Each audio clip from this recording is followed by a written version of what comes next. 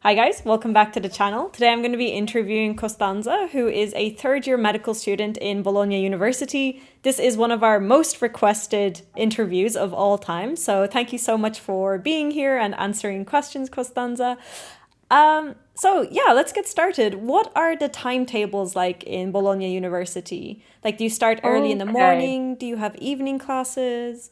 Yeah, so it really depends on the year. When I started, so since the IMAT results are given quite late, um the schedule is quite packed in the first year because like you start later the year and you have to like do all the subjects all in like 3 months. So here in Bologna it was quite heavy because it was almost every day, morning and afternoon. Sometimes there was a break. Sometimes we finished at 4, sometimes at 6. Some days, some afternoons, we were off. Some afternoons we had labs. So it really depends. And and that also for the second semester, maybe a little more dilated, more 3 afternoons, but that was it. In the second year, it was only the morning, with some exceptions if there were labs or some extra classes in the afternoon. And um, that was for the first semester. In the second semester, since we start the clerkships, which is actually only 1 week at the hospital, but it's better than nothing.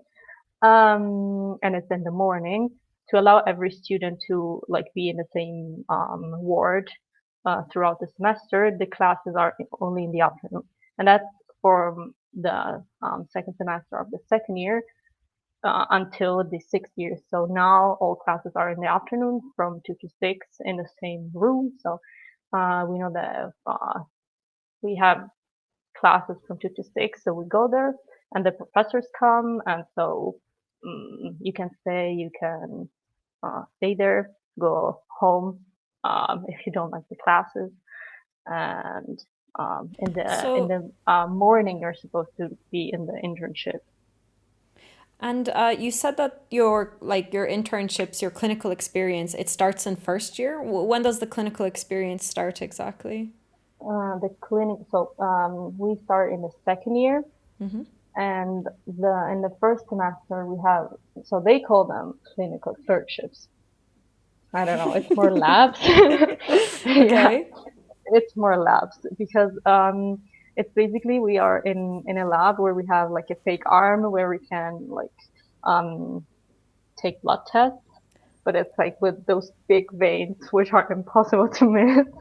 But it's cool, yeah. And also we have a suture lab on like fake skin. Mm, and that's That's the pretty first. cool. That's really Yeah, it's cool. It's awesome. cool. Yeah, No, come and on. also, Like, we yeah, don't yeah, have yeah. that. Yeah. Oh, yeah, no, it's cool. We were happy about that. And then in the second semester, we started with our first internship at the hospital, which is an introductory internship of 1 week in internal medicine. So the idea is to like learn the basics of semiotics, so the auscultation and the clinical examination. Um, but it actually depends on who the doctor is, because when I went there, the doctor and the residency did not really consider me, and the girl that was with me, so it was okay, but not the best learning experience.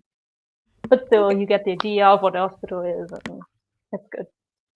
Okay. So, I mean, okay, it's hit or miss. I feel like it's the same in most of the universities where clinical experience is. I feel like it's kind of like an Italian thing where they don't really Mhm. hold your hand and take you everywhere and show you everything. It's very much Yeah. an individual experience. So, okay, so we talked about clinical experience. How do the exams work? Like, do you have Mm. multiple attempts a year? Do you have sessions? Are they oral? Are they written? How do all of the exams work in Bologna? Okay, it's very heterogeneous. So because our course is structured in a weird way, because we have these big exams that are divided in different modules. Each module is held by one or two professors, and each professor will have their specific part in the exam. So every group of professors decide how to organize. So there are some professors that make it written and it's only one exam. Some professors that make it oral and it's in different days, so you can take it whenever you want. Some professor it's like the oral, but you have to take every piece on the same day. So it depends, but in general, there is the session in January. We have also April, June, July, and September. These are our first sessions, and so there is no general rule here. That is like good in a sense, but not good in another because we never know how the exam is going to be. And yeah, it depends. So now most of them are oral, also due to the pandemic, so they prefer to do it oral to make it online. Um, well, in So the wait, first year, sorry, I'm really confused. So yeah. you have multiple you okay, say I'm in first year, I have like what Okay. anatomy, chemistry, physics, and I have to hmm sit an anatomy exam, a chemistry exam, a physics exam separately with two hmm professors hmm in each subject. Yeah. So no, Okay. wait. Okay. Okay. Okay. So basically, for example, we don't have anatomy. We have the cardiovascular system, the uh, Okay, okay. nervous system. And so cardiovascular system has the anatomy module, the physiology module, the Okay, I understand. semiotics module. And so our exam, when I did it when it was not online yet. So it was only like all in one day. And it was the physiology part was written, multiple choice questions. The anatomy part was oral, and the semiotics was the physiology, it was together. And then they did make the average, and that was great. While, for example, the abdomen exam was also anatomy, physiology, and semiotics. Oh, and nutrition as well. And so the exam was structured differently because the first part was written and was semiotics and nutrition. It was multiple choice, sorry. And like a week after, you had the oral part, which was physiology and anatomy. So it really changes. And also, these professors, like this group of professors, decided that basically you could like skip one call. So do the written part first, and then not do the oral and do the like on the call after, but only once. So you could not like skip calls infinitely and do like it in January the written part and in September the oral part. So every professor here sets the rule, which is a little weird, but yeah. Yeah, okay. So I think I understand it now. Milan Mm. follows a similar system where you group things by discipline, like different disciplines, as long as it's a yeah, okay. It's hard to explain, but I get what you mean. Like we do anatomy as a standalone subject, whereas you guys do anatomy for every organ system that you study separately. You don't have like just one anatomy exam.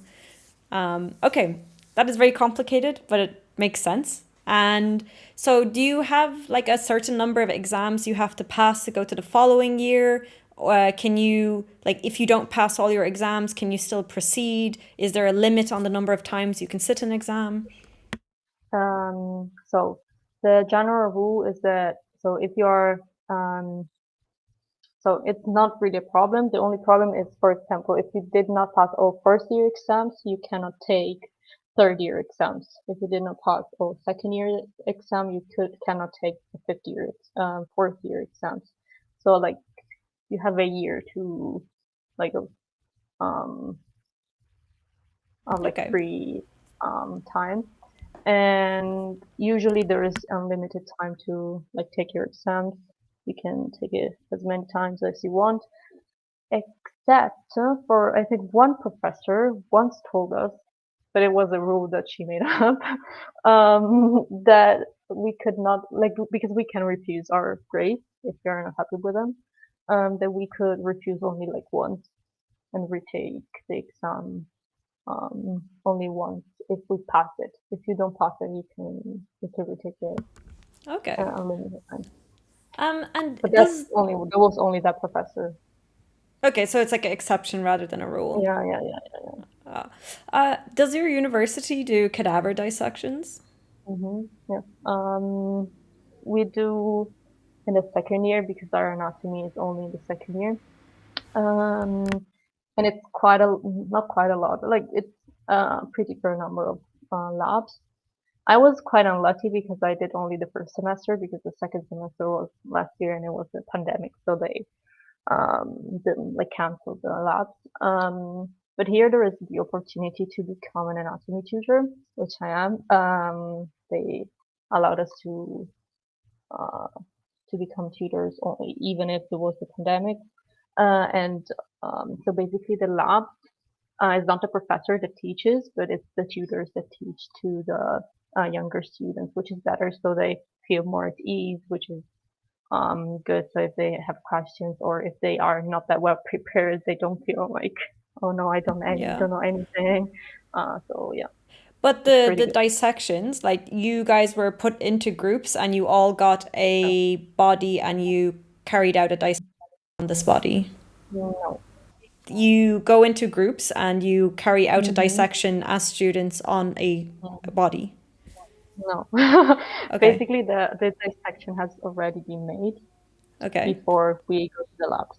So we have, for example, um, three tables with a body on each table, and there are like two tutors that like show the structures and ask you questions, make it a little interactive about specific like parts that have been dissected on the body. For example, there can be the lab of, about the abdomen. There may be the part about the intestine, the part about the stomach, and the part about I don't know, salivary glands, for example. And we have this, there was this section room with the tables, and then you go on one table, and then you go to the other, and then you go to the other, and that's it. Okay. So it's a prosection, not a dissection. Yeah, yeah. Okay. I just want to clarify this because this is like one of the most asked questions is that like students get to carry out a dissection and you guys don't carry out the No, dissection, but you do a no, no. But prosection. there is this, Yeah. yeah, there is the option though with being anatomy tutors. For example, so for us it was a little different due to the pandemic, but before that, which and I think it will start again. Second year students have the opportunity to go, I think, 1 or 2 months to the US to do this anatomy experience. And after that, they become tutors and they can be asked with the help of the professor to carry out the dissections in Bologna. But the problem here is that there are no really cadavers because it's like very complicated with the donation program and stuff. So I think there is like maximum 1 or 2 new cadavers every year. So the dissections don't happen very often. But I think that's a possibility because I know people that actually have done it. So it's a cool experience. Yeah, it's definitely different than most of the other universities. It's still like more hands-on and practical, for sure. So I wanted to ask a bit about the average tuition fees. I mean, I know it kind of depends on income, but what are kind of like the average tuition fees, and are there like scholarship options for students? Are there grants or bursaries? How does it work? Okay, so I don't really know much about it. So I know it depends on the income. I think it can go like if you have a low income, it's I think free, totally free. And then like middle income is maybe 1,600. And it's 3,000 and more if you have like a high income. I don't know exactly the fees honestly, and I don't know the like the ranges. Yeah, that's okay. And Just a rough yeah, idea. and for the bursary, it's quite difficult because you have the bursary based on the income. So you don't get to pay, and if you have a low income, I think the university gives you maybe 1,000 or 2,000 euros per year, but I'm not sure about that. Okay. Um, and otherwise, like there are no, not really like if you have a high average, you don't get a bursary. What about Um, the student tutor? Is that a paid job? Are those one of no, the no. no? Okay. Yeah. Are there jobs in the university that students can do? Um, yes, but it's also always based on income. So there is this 150 hours that you can like apply for to basically, I don't know, stay in the library and um, work there a little bit, do like be like a secretarian or something like that. But it's also based on the income. So if you have a low income, you can apply for that, and they do a ranking. I don't know, based on what. Um, and then you can work for these 158 hours and get paid for that. That's an option. Nice. Um, so how many students are there in your class, and what is the general like division? Are you very diverse? Do you get along? What exactly are your class dynamics? Okay, so we are 60. So we started being 60. Now we are, I think, a little less. And I have to say that we are mostly Italian, but it is our year that is mostly Italian. I think the fourth year are more international than we are, but I don't know. Um, because that depends because like the spots for the Italians and the Europeans are the same, and so it might happen that there are more Italians, or then it might happen that there are more international students. So each year changes. And I think 10 spots are reserved for international non-European students. Um, and I think it's like we get to know quite a lot of international students because we have people from Greece, from the Netherlands, from Brazil, from Israel. It's quite cool, and it's quite heterogeneous. However, we are a lot of girls, and since we are also a lot of Italians, it's like um, there are Italian groups, like people that tend to like Italian people that tend to group together, uh, and it happens also with the Greek people that tend to group together, with the Turkish people that tend to group together, Yeah, they which form is, cliques. Yeah. yeah, yeah. I really think that's normal. But no one is like exclusive, or you're not Italian, you cannot come with us. That did not Okay. happen yet. Okay. Yeah.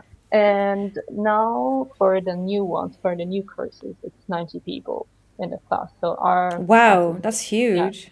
yeah. And I think there are more spots for international students, but I don't know the exact number.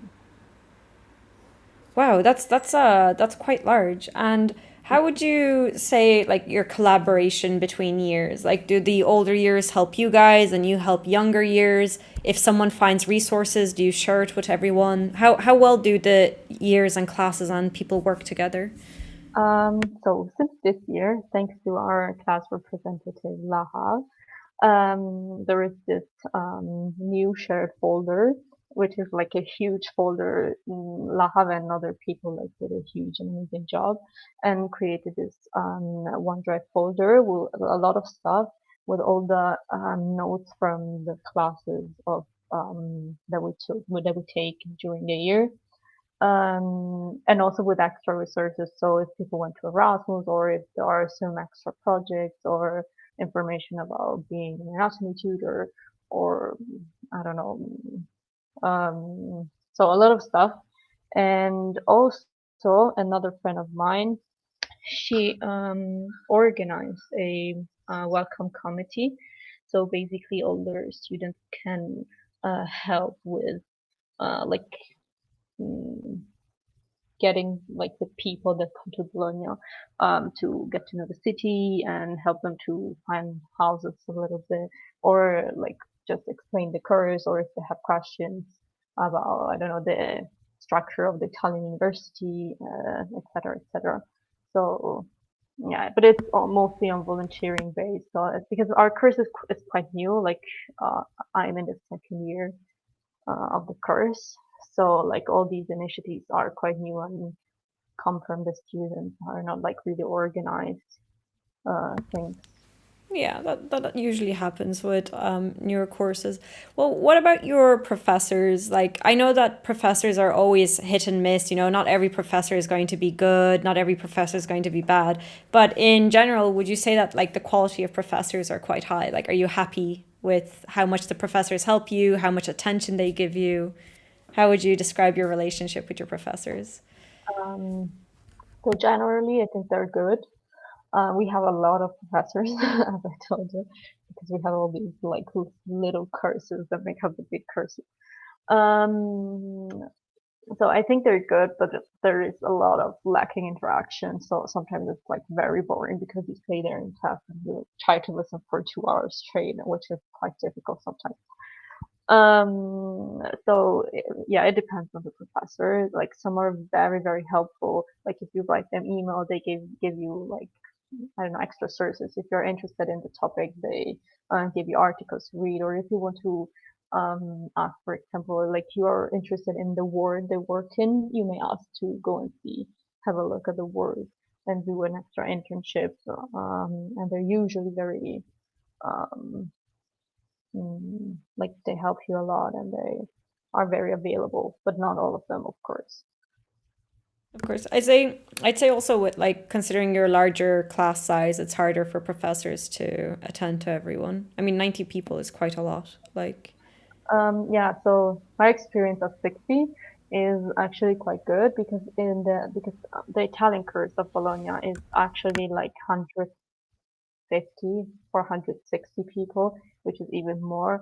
And usually people in the Italian course complain that professors are like non-existent, like mystical people. That if you write them an email, don't answer. Why to us, like they're actually really available. If you answer them, like if you write them an email, they answer even like straight away. But it depends on the professor. So, um, but for us, it's like they're very, very available and there for us. nice. And how would you describe like the facilities of Bologna, whether it's like the labs or the libraries or, everything that's used to teach and study? Like, how would you describe the university facilities for studying and otherwise? So there are some cool places. For example, I think that the people of the first year or second year, I don't know, are in this new class, which is in the cardiology department at the hospital. But it like has been open, I think, this September, so it's like very new. And also our class has been renovated, I think, quite recently because it looks good. But also like in the first year, we were in this ancient like room which had like really small seats and there was no space for the legs because it was like those church benches where you cannot like get your legs straight. So that was terrible. I always had back pain and knee pain. Because yeah, Bologna is quite an old city, so there are rooms that are old and have not been renovated while others have been. So yeah, quite depends. And for studying for the libraries, it's the same. Like so, there are very cool libraries that are like ancient because like for example, there are some libraries that have all the paintings on the ceiling, and it's very cool. And usually you find all the plugs for the computer if you want to go there with the computer. But it's not always the case. Like there are some libraries that are not like well taken care of, so maybe they're a little dirty or you don't always find the plugs. So it depends, but there are quite a lot of libraries and study rooms where you can go. Also at the hospital, there are quite a few, and I think it's good. You also see a lot of students studying there too. And what about the non-teaching facilities, like the Mensa or sports clubs? Are there gyms? Like, what are the non-teaching facilities of the university like? Okay, so the Mensa, I think there's only one, maybe. So there's not a Mensa for medicine, and we are not allowed to go to the Mensa of the hospital. So that's quite bad because you always have to take your food with you if you want to stay out for lunch.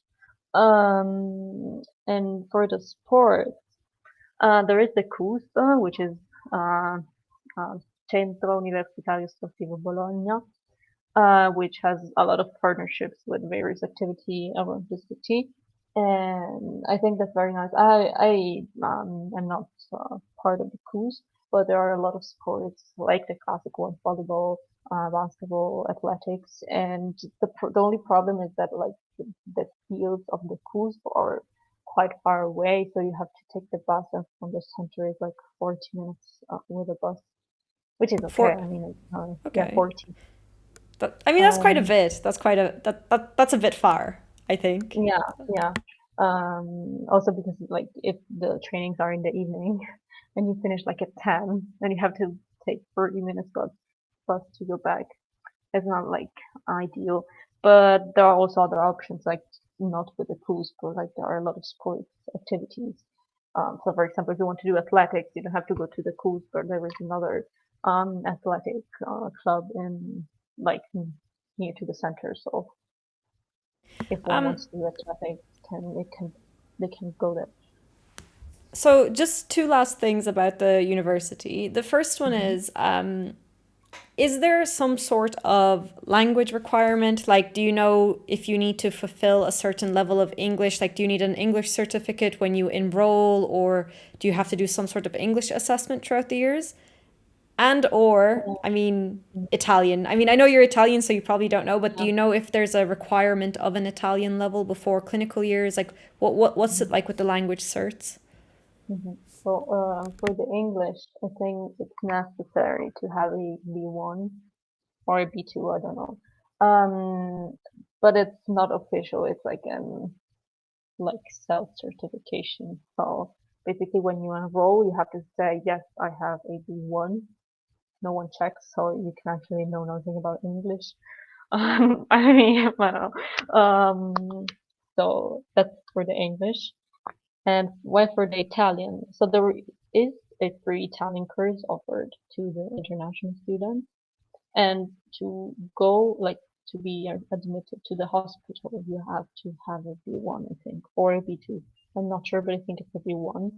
And so usually most of the students with an Italian course get this level and are allowed into the internships. But I think that like seeing people that are actually in the internship, a B1 is not enough. Because like the doctors maybe speak really fast or they also speak quietly. So if you don't exactly understand, since the like the words, the clinical words may be like similar, but not all of them. So it's not like in a B1 course you speak about normal life, like or everyday life. So like technical words in Italian may be a little difficult. So um like being here, it's useful to like study Italian like enough to understand also the clinical jar jargon, which is yeah B1. I think I mean, it's enough to like be there and get a general view of what you're doing, but not like to understand properly everything, which is bad for because some people like go there and they're not allowed to do anything because they're like there and they don't really understand what is going on, and it's a little sad because it's a little a wasted experience being there and not doing anything. Yeah. I mean, I think really if you don't learn Italian, you're going to be missing out in clinicals because the professors Yeah. and your classmates aren't going to translate everything for you, and it's just going to like ruin your own experience. So, kind of the final thing that I want to ask about the university is there something that you wish you had known before you got in, or some sort of warning you would give students that are considering Bologna, or even a fun fact, like anything at all? If you could go back in time and tell yourself, what would it be? Um, okay, so about Bologna in general is that it's very difficult to find a house at first, and that was really bad for me at first. Like it was crazy.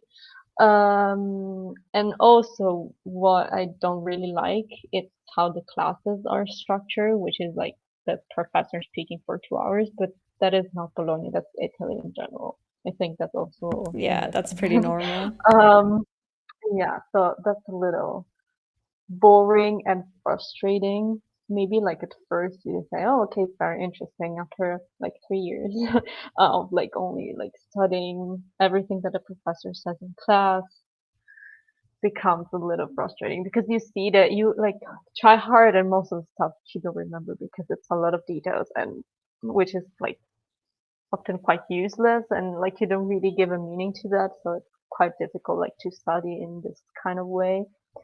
So yeah, that's the thing I would have liked to know.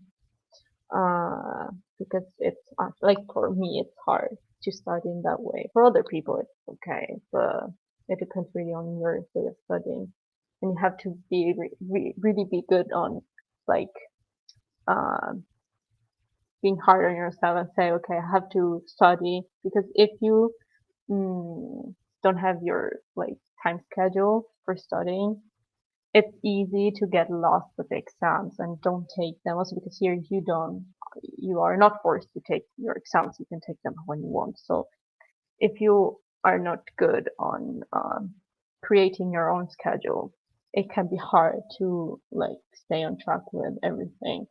And I mean, I learned after like so the first semester was a little like this, then I learned, but yeah, it's not easy. Let's say um, to like study in this kind of way.